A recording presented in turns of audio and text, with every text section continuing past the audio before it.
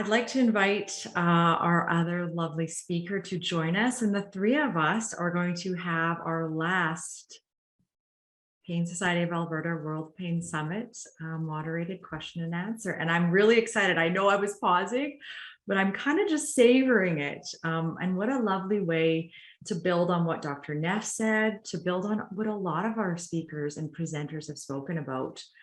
So really, thank you, ladies, for sharing really thought-provoking ideas. So I want to step into a few questions that we got from our attendees for you, Jaeun. And I love your first name, and I want to apologize as I might be saying it incorrectly. So if you could offer my deepest apologies, but if you could say your name most properly, if I'm not saying it well, I would really appreciate that. That's fine. It's Jaeun. Jaeun. Very good, because words matter, and I really appreciate that respect and attention. So thank you. And as I'm speaking, my phone, of course, that's how I'm using communication for questions. So we had some thoughtful questions regarding the cultural aspect of pain and suffering. And I'm wondering if you could comment on that in your experiences, or looking at literature or searches or what have you. The cultural aspect. That's kind of broad. I'm not quite sure what you're getting at. Yeah, so I'm not sure what they are, but I would suppose or infer that maybe they're speaking to someone from a different culture. So how did they experience pain and suffering? Last year, I know we talked about cultural competence and what that looks like to support people with living with pain. So might there be variances regarding pain and suffering for someone from a different culture, let's say, than Western Canadian, traditional, not Western Canadian cultures and such? Sure.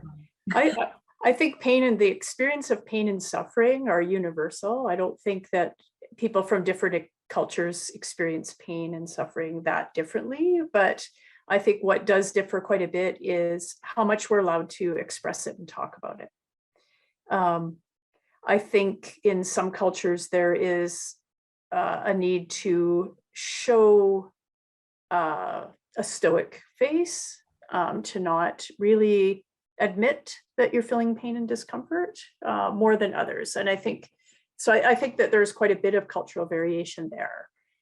In terms of trying to maybe protect our family members from knowing how much pain and suffering that we're experiencing and so forth. So yeah, so we do see some variations there, that in some contexts, the lament is, to cry out is a spiritual practice that goes back many, many, many centuries of giving voice to pain and suffering. But in some cultures, giving voice to pain and suffering is still seen as maybe an admission of weakness or something that you should hide and not express publicly and things like that.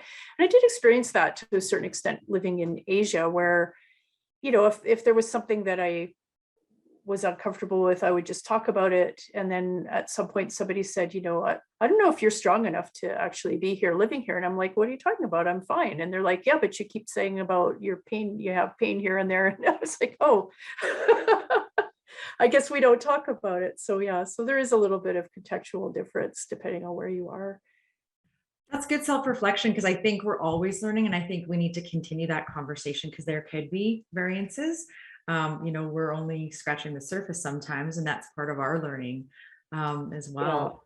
Go ahead. And it is something I think, when we're working with people who come from different cultural backgrounds too, then that's something important to keep in mind, is that, when we ask somebody from one background, to rate their pain, for example, on a scale, they might give an answer, and somebody who has maybe a similar experience of pain, but for whom it's not acceptable to say that out loud, might say something quite differently. So it might require a bit more of a nuanced approach in order to really discover what people are really experiencing.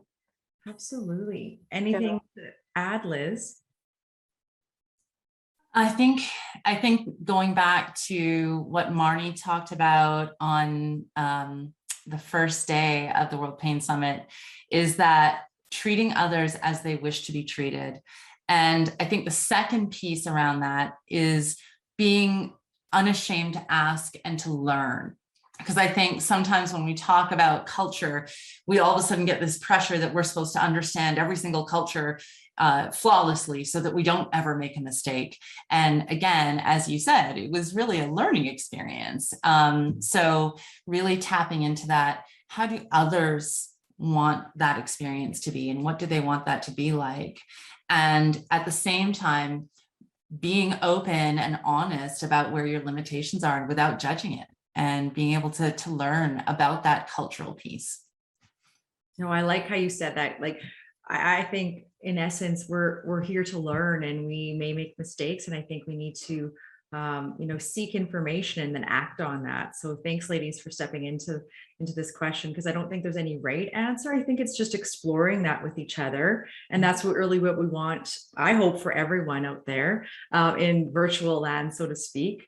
And so building on pain and suffering, I'm going to extend this question to both of you. We've heard a lot about, the difference between pain and suffering. There is a difference, or maybe there isn't. So how could we approach the definition or your thoughts towards healing? And how would you broach that if you were to provide your personal or maybe even more formal definition of healing? I mean, I think for myself, it really does tie into that. And I didn't necessarily talk about it, but on my last slide, I had that piece around pain is inevitable, but suffering is optional. And I think the second part of that quote, which is often not mentioned, is really, really valuable. Pain, you cannot avoid pain, but you can avoid joy. And I think the healing part comes into being able to say, I can hold that suffering piece. I'm going to allow myself to also hold joy. And they don't have to be a but.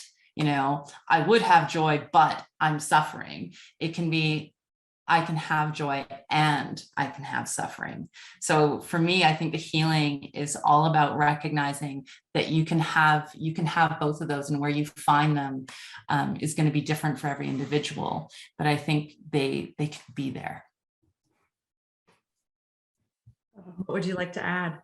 Yeah, I think, there's obviously healing of physical illness or injury, but in a spiritual sense, I think healing comes from being able to go from a place where your ability to construct meaning in your experience has been completely disrupted, or your ability to understand who you are in the world has been completely disrupted, and then come to a place where you're able to then reconstruct meaning, and come to a place where then, despite challenges, despite the existence of pain and suffering, you can also find meaning through the experience, and construct for yourself and have a context through which you can find that meaning. And so being in a state of spiritual wellness doesn't entail being completely free from pain, but what it does entail is the ability to maintain a healthy sense of meaning and connection regardless of the experience that you're having. And so if you can have that, then you're moving into the realm of healing. And if you're losing that, then you're moving out of the realm of healing. I like how you said that. That gives me more thoughts to ponder. And when we think about living out our values, despite there being suffering, it's that pendulum. And I remember when you spoke to us at our primary care network, Liz, regarding that, I started having those conversations with the people I work with and support. And it was really thought-provoking to see what those answers would look like, or those discussions, and to explore it.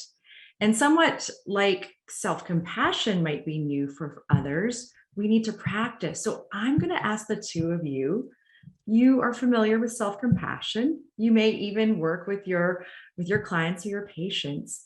What was that first experience or your best experience that you introduced self-compassion, and what did it look like? What did you do well, and what could you do differently? I'd love for you two to provide us with some pearls of wisdom.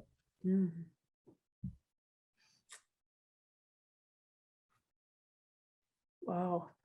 I think Dr. Matei talked about, reconfiguring the relationship that you have with yourself, and I think that when people have experienced trauma, and I was just thinking of a client that I work with who had had experienced a lot of early trauma in his life, and it created a lot of problems for him throughout his life. And now he's in palliative care and coming toward the end of his life. And I remember that one of the early times that I sat with him, and he was struggling on many different levels with a lot of anxiety, fear of dying, and things like that. And I said something along the lines of like, well, you know, you deserve to be cared for and loved. And he actually physically recoiled when I said that, because the concept of seeing himself as deserving of love and care was so foreign to him that it was actually repulsive in a sense, which surprised me, because I'd experienced people who had struggled with that, but I'd never actually seen somebody recoil from it. But over time, we've been able to work with that to the point where he's able to tell others that they deserve love and compassion, that we all deserve love and compassion. And so it's just introducing slowly then this idea of, well, how do you actually even change the relationship you have with yourself and see where that self-loathing comes from, and how do you let go of it? And sometimes I think when people are unable to have compassion for themselves, then as care providers, what we do is we hold the compassionate space with them. And so we provide the compassion to them, and find a way in which they can start to be comfortable with our compassion for them. And that's a starting point for them to be able to find the ability to find compassion for themselves. And so for me, that was quite a good learning and a really interesting experience with a client. Thank you so much for sharing that. You know, when we step into something that's, you know, new, we don't know how the other will receive it. It's good to know that there might be awkwardness, there might be discomfort, there might be disruption, but it's to hold that space. I really liked how you said that. Thanks for sharing that, your thoughts. Liz, what would you like to add? I'm gonna dig deep. This goes way back. Full disclosure, I always said in graduate school I didn't want to work with children. I didn't really want to work with kids. That was always my thing. And of course, what did I do after I graduated? The first thing I did was work with kids. And I used to work at a place called the Youth Assessment Center in 𝐒𝐂𝐂𝐿𝐵, Alberta. It was essentially a locked-in facility for kids who had been apprehended by social services. And the situations and the trauma that these kids had experienced, whether it was familial, multi-generational, whether it was there were substances involved, but it was layer upon layer upon layer. And in some respects, I went in as this, you know, bright-eyed, bushy-tailed graduate student thinking, you know, I can help these kids, you know, I can do this. And I also kind of thought, well, I'm kind of young, so I can, you know, I get them, which was also enlightening because it made me realize I didn't really get teenagers anymore. But one of the things that I realized very quickly was one that I couldn't fix. I couldn't fix their situation. I couldn't fix their families, their traumas. I couldn't do that. What I did also see was that once they were in a space where they had consistency and they had some boundaries, and probably the most important was that people cared about them. Even if they were putting rules on them, they knew that we cared about them. And by simply doing that, the change that I would see in these kids who were not in ideal situations, but also didn't come from ideal situations, the change that you would see and the self that they could become because they had that compassion from the people who worked there. And that the other piece that taught me was that having boundaries and expectations and expecting there to be accountability was okay. And it didn't mean that you didn't care just because you didn't take it all. Anything to add? Oh, just thinking of working with kids kind of triggered a memory for me of another time that I was actually working with teenagers on the adolescent mental health unit at the Foothills when I worked there, and I was doing I would do a self-compassion group with them for a little while just to try to, and any teenagers are going to be pretty resistant, but this one day there was a group of kids, and there was a couple kids who were really acting out a lot, and I had like 6 or 7 kids around the table, and it's having a really hard time getting the kids to focus. And I was starting to feel really anxious. And there's like, you know, a bunch of maybe three nurses from the unit kind of there because they had to have a certain nurse to patient ratio, et cetera. And I started worrying like, oh God, they're going to think I don't know what the hell I'm doing. I can't get this group under control. I can't.